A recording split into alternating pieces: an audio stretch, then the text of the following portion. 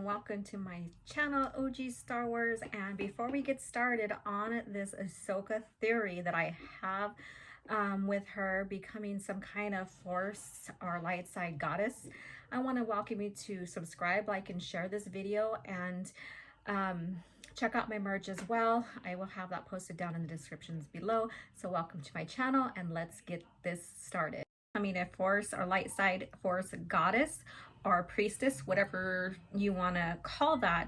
And if you guys know her history and know a little bit about the history of her development in the beginning, we have Filoni and George that we're going to try to retcon her into the Attack of the Clones as the little Torgruta that's being trained by Yoda in the scene where Obi-Wan seeks his guidance on the missing planet.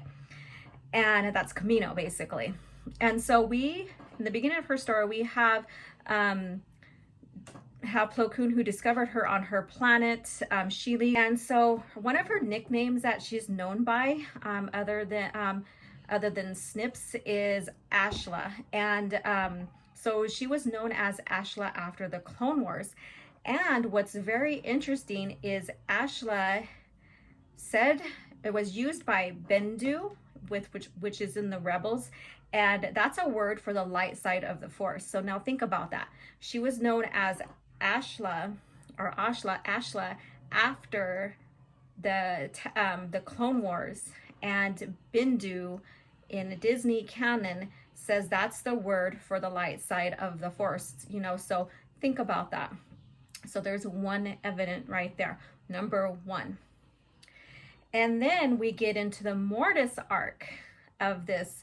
And when she died during that arc, during the Mortis scenes, we had the daughter, you know, willing to give her Force essence to Ahsoka so she could live. And so basically now, you know, she's called Ashla after the Clone Wars. The daughter gives her Force essence, evident number 2. All right.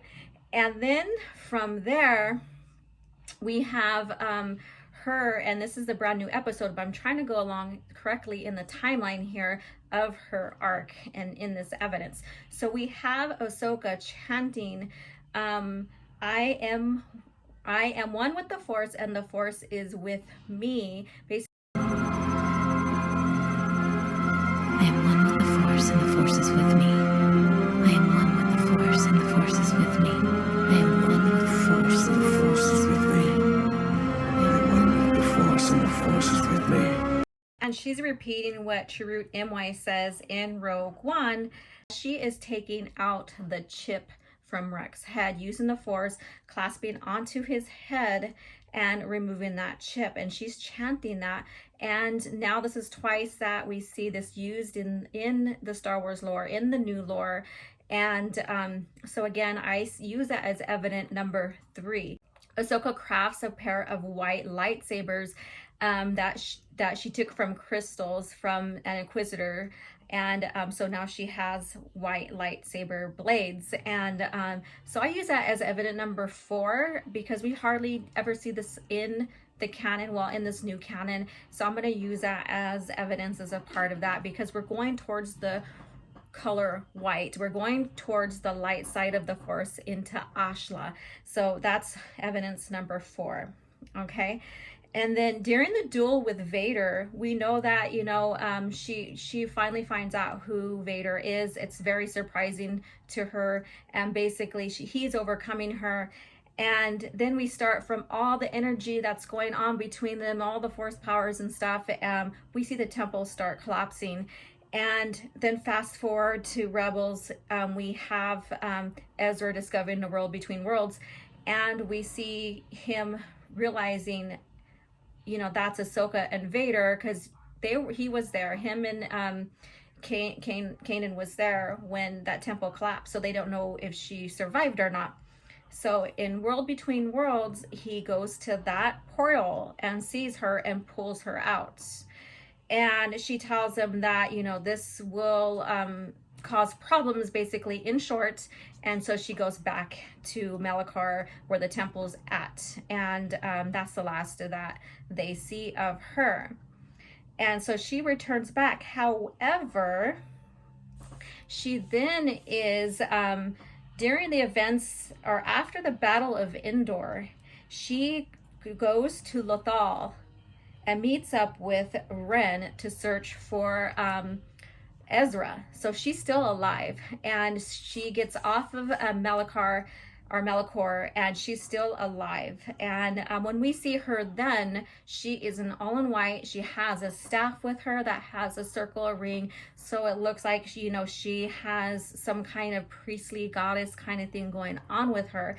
And so when you take a look at her development and how much Filoni loves this character and how he did not want her to die, and he didn't follow George's directions to have her die by or before Order 66. I don't think it's a mystery that I've always been a bit more in the Ahsoka lives camp. And George has been very full on in the Ahsoka dies camp. I think I've said that before, if not revelation for you. Evidence that he's going to make her into something great and above and beyond all other characters.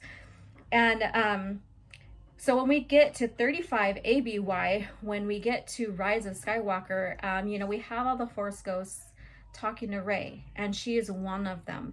And so all the fans that watched Rise of Skywalker thought that she was dead already because of the time frame and stuff. And then we have Filoni coming and stating that she is still alive, basically. And so again, there's another piece of evidence right there. And so we see her, she's surviving through everything. We see her, all comprised in white with a staff, all godly looking, like a priestess or a goddess. Her nickname is Ashla after, which basically Bindu says it's the word for the light side of the Force. And, we have also, Tano was remembered in the time after the Galactic Civil War and was mentioned by a member of the Wills as someone to be remembered in galactic history. So yeah, all these characters are supposed to leave some kind of mark in history, right? But when you take a look at this evidence that, I comprised here on where it seems like Filoni has taken her, it looks like by the time we get into the post-Return of the Jedi era, closer to the sequel trilogy, we may see her as some kind of light side goddess or priestess. Will she have an effect or have anything to do with Luke's journey? I have no idea. I won't discuss any dynamics about that here, but I do see that Filoni is going to make her into something greater and possibly some kind of priestess or goddess that might have immortality, and that immortality might be because she has the essence of the daughter from Mortis. So what do you guys think about this evidence that I put together about this Ahsoka theory about being a Force goddess or light side goddess or priestess, and if she's going to be immortal or not? So please leave the comments below again and tell me what you think. Share with me your ideas. Share with me if you agree with these theories or not. And let's have a discussion about this. So thank you so much for watching this video. Again, like, subscribe, and share, and continue to come back for more content. My channel is mainly about the original EU lore or George Lucas era, so I will be doing more about that. But I thought this was very interesting because part of her arc is in Legends now, and a lot of it's now in Disney Star Wars canon.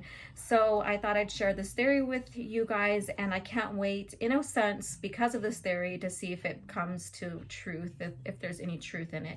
So thank you again for coming, and may the Force be with you.